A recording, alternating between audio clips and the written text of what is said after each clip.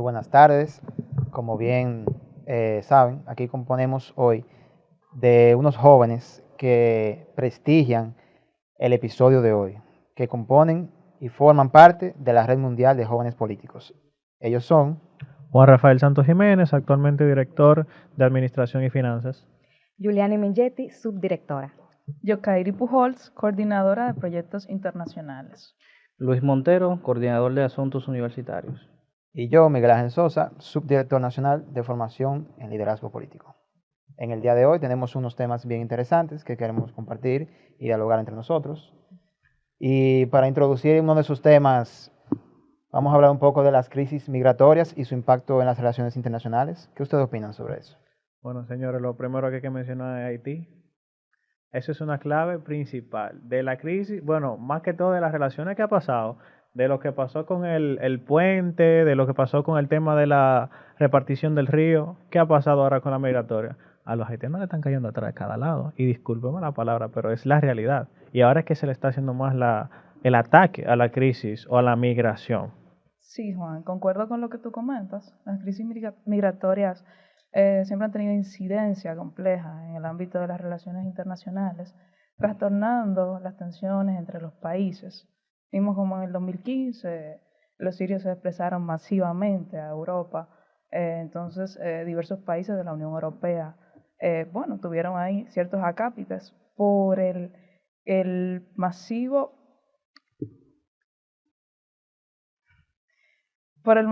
flujo de desplazados a estos países. Tenemos aquí el tema de Haití, que también nos afecta muchísimo, si bien es cierto que el derecho internacional nos obliga como país a acatar normas internacionales apegadas totalmente con los derechos humanos.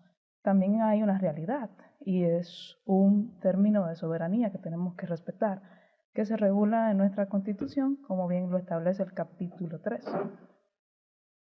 Pero como saben también, no solo el tema de Haití, también está la vuelta por México, como dicen muchos los jóvenes. Claro, ¿no? Y Venezuela, Sí, creo que en ese sentido me iba a circunscribir también en el escenario regional de América, que es también un claro ejemplo de cómo se han desarrollado los flujos migratorios mixtos en los últimos tiempos, con una ruta desde Sudamérica, Centroamérica hasta Estados Unidos, la cual también ha sido aprovechada por muchos dominicanos, pues para lograr llegar sobre todo a Norteamérica.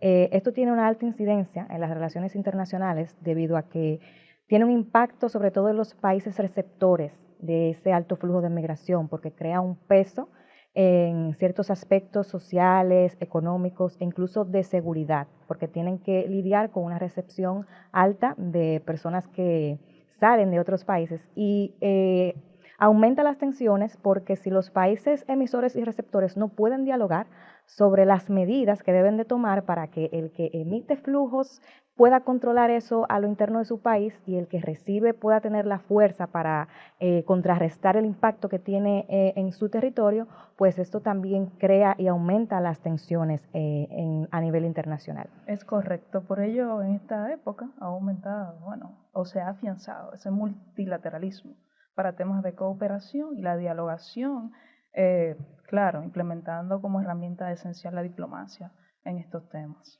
Mira, también yo entiendo que la crisis migratoria no es un tema que aborda la República Dominicana como tal, sino todos los países ahora mismo del mundo y Latinoamérica, porque una de las campañas que se están viendo ahora mismo en el mundo es la de Donald Trump y Kamala Harris, que se están evidenciando no solo tanto el tema político, sino el tema de la migración. ¿Por qué? Porque tenemos un presidente que está ahí funcionando todavía, que ya le quedan pocos meses en tal puesto, que tuvo una política de migración distinta a cómo es Estados Unidos como tal. ¿Y qué ha cambiado eso? La forma de migración de todos los inmigrantes que van a Estados Unidos. Porque Estados Unidos es un país que no solo van los haitianos, los dominicanos, los latinos, los venezolanos como tal, sino los chinos, los rusos. O sea, y eso ha cambiado. Se le ha dado la oportunidad de ellos convivir y tener papeles en ese país, donde anteriormente ese país como tal tiene una política diferente a todos los países. Se le dan unos días como tal, si ellos andan como refugiados, pero luego, cuando se investiga su caso verdaderamente, se devuelven a su país. Esta política ha cambiado y se le ha dado documentos a estas personas en cual ha adquirido. O sea, el tema de una crisis migratoria ahora mismo ha cambiado muchísimo en todo el entorno a nivel global y a nivel internacional.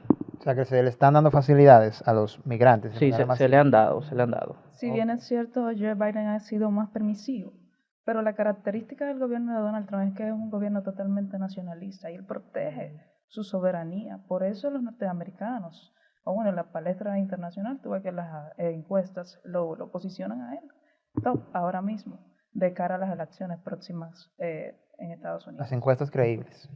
Correcto. Sí, porque muchas cosas que se han ido estremeciendo. Sí, sí, sí. Y luego de ese debate, las opiniones y los medios de No, comunicación. más que todo, fíjate, yo diría que eso es algo político que pasa en cualquier país. Nosotros deberíamos ver qué pasaba cuando él estaba en el 2020, porque en su momento él fue criticado por acciones que hacían contra lo que él hace ahora. Entonces son cositas que Sí, uno tiene era un que... poco más Contextos varían, distinto, era hay un que poco más analizarlo. distinto porque no sé Correcto. si ustedes recuerdan que cuando él era presidente, el nivel de deportaciones eran masivas. Exactamente. Sí. Las fronteras estaban cerradas. En el gobierno de él fue que se creó el primer muro fronterizo de todo Estados Unidos, Se dejó iniciado. dividiendo con exacto. México. Y de ahí entiendo yo que fue donde se creó la idea del presidente Luis Abinader, nuestro presidente de la República Dominicana, de crear un muro fronterizo con Haití. Entiendo yo que inspirado ahí de que ahí, viene se la habrá idea, Sí, exactamente. posiblemente. Pero Americanizado. esa idea Quizás- había circulado mucho antes Exacto. y es algo histórico, o Y sea, el es algo que no tema- podemos negar. Perdón que te interrumpa, pero es que el tema de nosotros con la crisis política que vive Haití es muy diferente. Nosotros no tenemos las capacidades económicas de sustentar o financiarle la vida a casi 3 millones de indocumentados haitianos que hay en el país.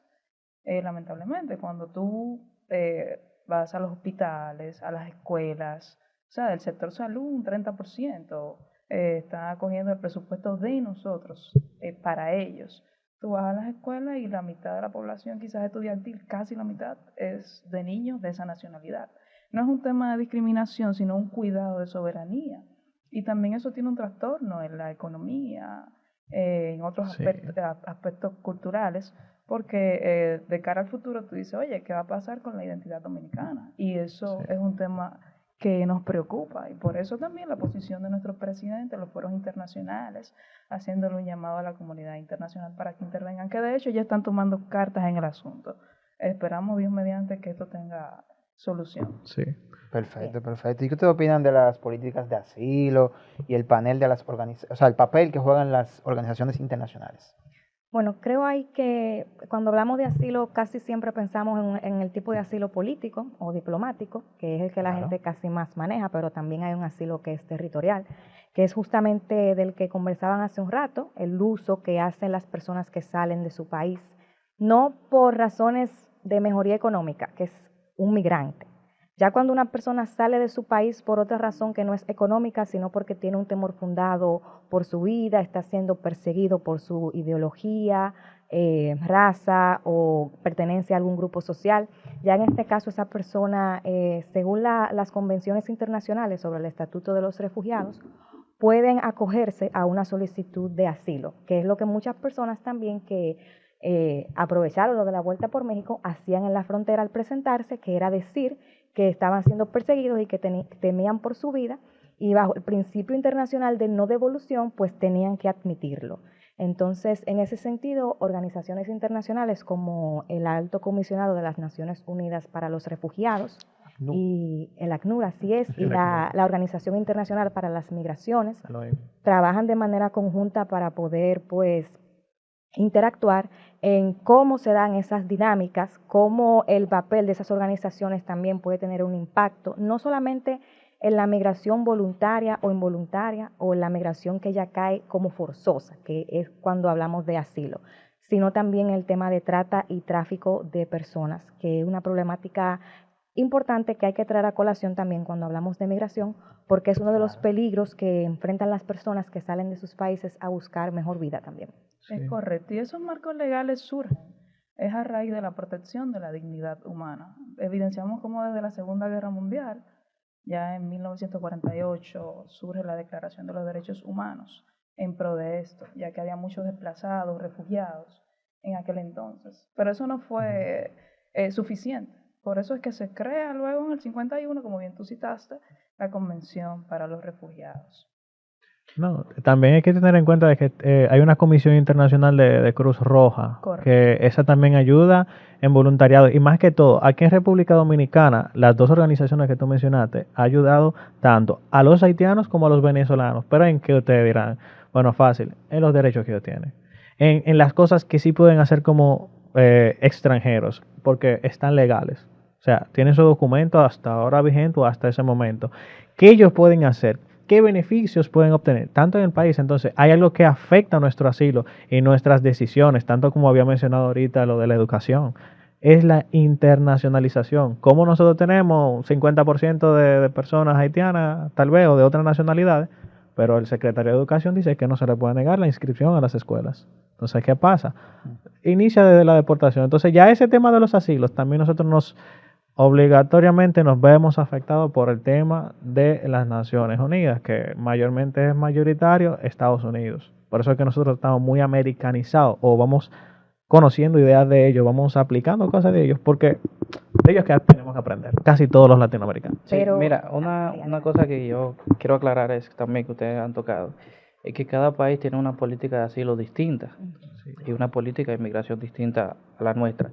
¿Qué pasa con la política de asilo de República Dominicana como tal? Yo entiendo que no se ha funcionado, o sea, no se ha puesto en función como tal las políticas de asilo de nosotros, porque muy bien tiene nombre política de asilos y mayormente va concentrada a funcionarios de un estado que andan con problemas actualmente, como el tema de Venezuela, del candidato presidencial en el mundo y el candidato que sigue siendo presidente, Maduro, que ahí que fungen las políticas de asilos, en cierto modo, para los políticos, porque para eso fue creada.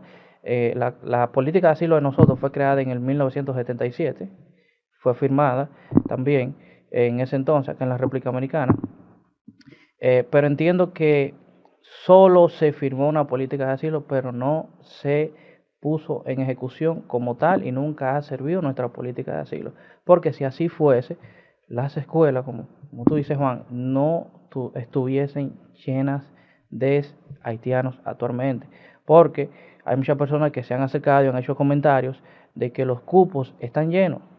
¿Por qué? Hay tantos niños en escuelas dominicanos. No, las escuelas del país están llenas de niños indocumentados. Y no tanto eso, que en educación un niño que no tenga papeles se le crea para que estudie. O sea, ¿para qué sirve nuestra política de asilo si nosotros mismos no la estamos implementando? Bueno, yo ahí quiero traer a colación que de hecho el marco legal de asilo en República Dominicana es un decreto, no hay una política, no hay una ley. Correcto. Ese decreto creó la Comisión Nacional para los Refugiados.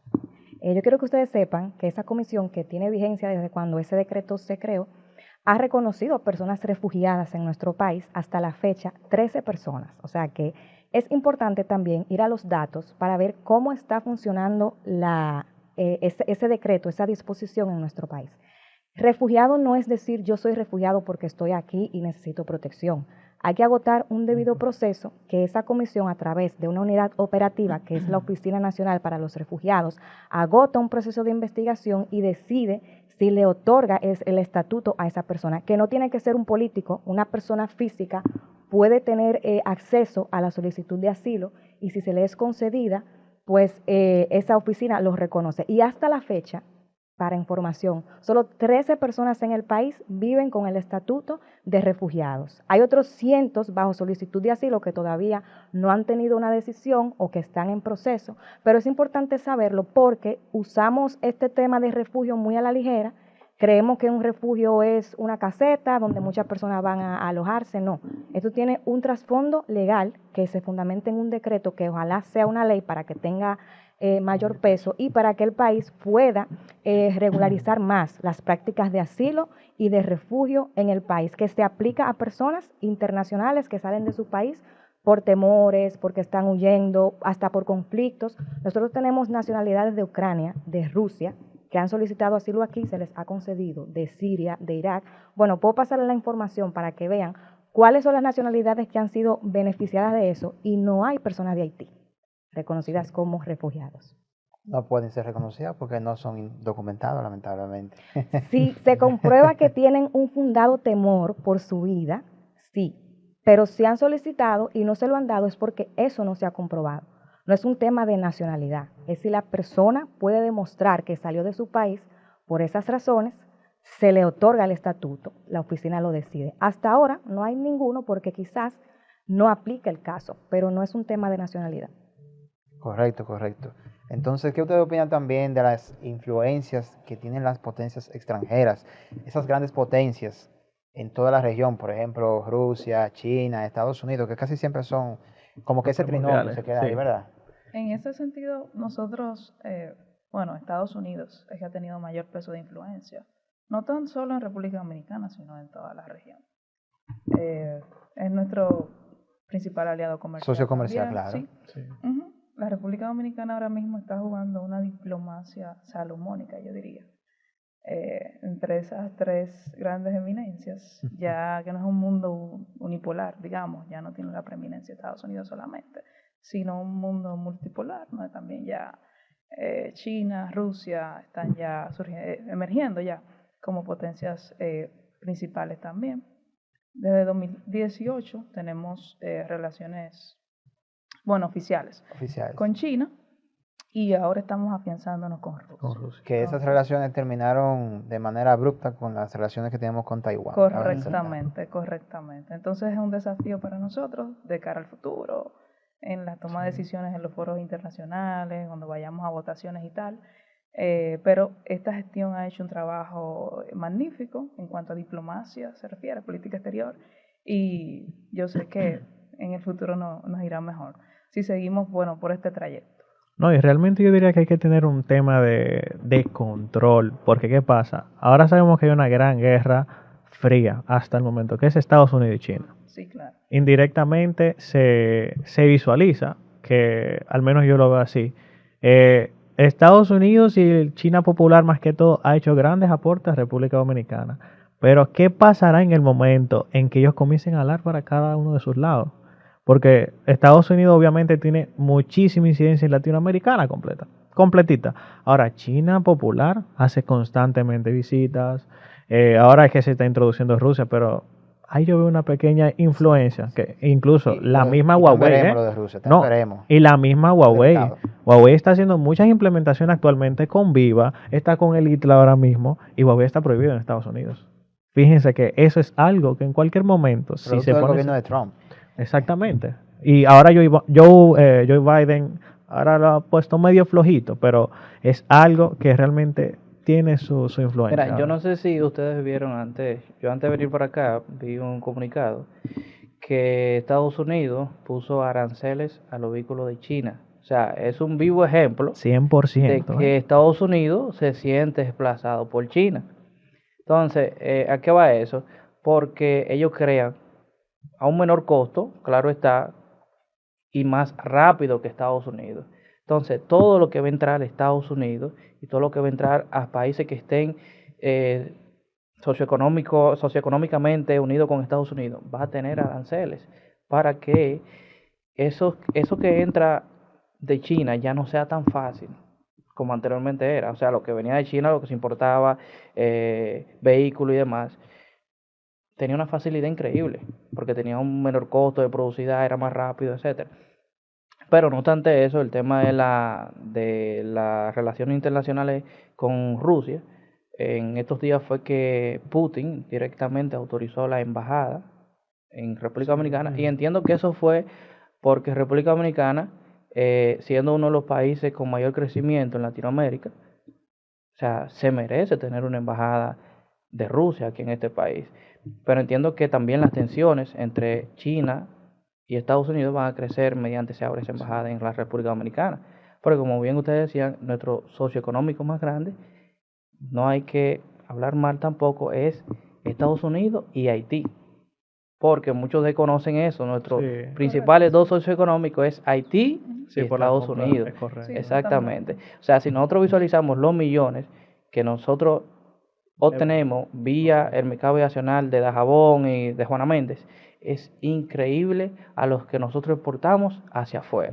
Es impresionante. Totalmente. China es el fabricante número 1 del mundo en la actualidad. Es una Actualmente sí. realidad.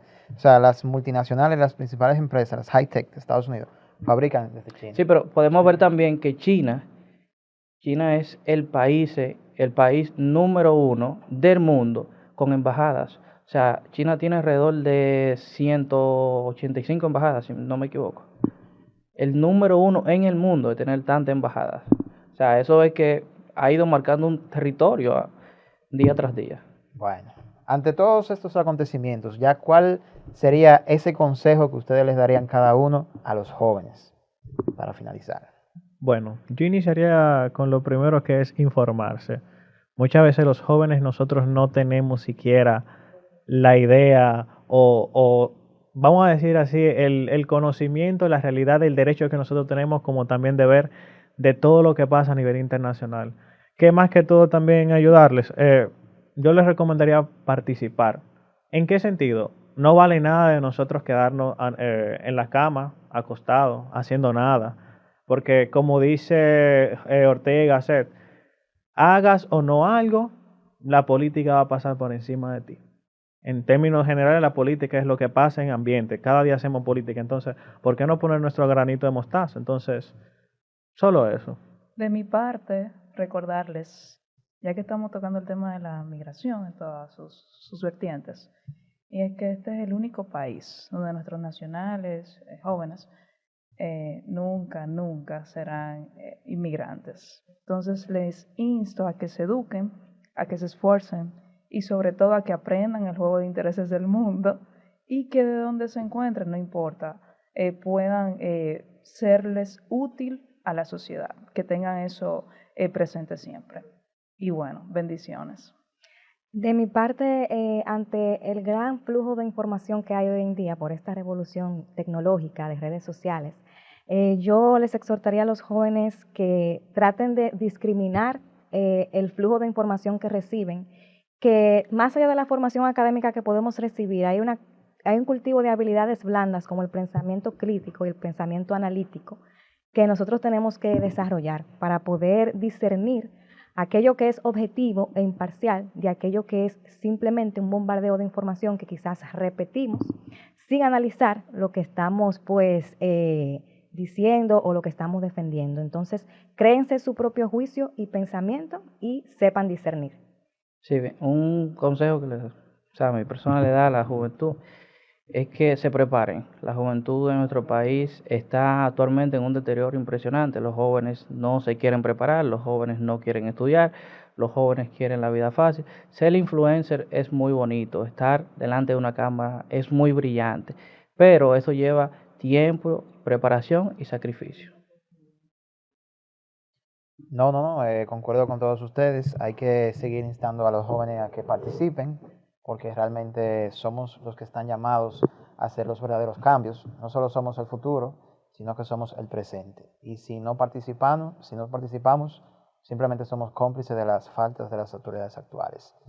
Entonces, esto ha sido todo por este episodio de Ecopolítica. Espero que sea de provecho para todos. Despídanse cada uno de ustedes, por favor. Un placer, hablamos y no olviden, critiquen cada cosa que crean. Muchas gracias por el espacio y comenten todo lo que tengan que comentar ahí. Le esperamos en la Red Mundial de Jóvenes Políticos para que se sigan sumando. Gracias por la oportunidad a ustedes y bueno, les esperamos en la red, jóvenes, únanse. Excelente, gracias. Esto es Ecopolítica. Hasta aquí nuestro episodio de hoy. Recuerda suscribirte, activar la campanita, dale like y compartir.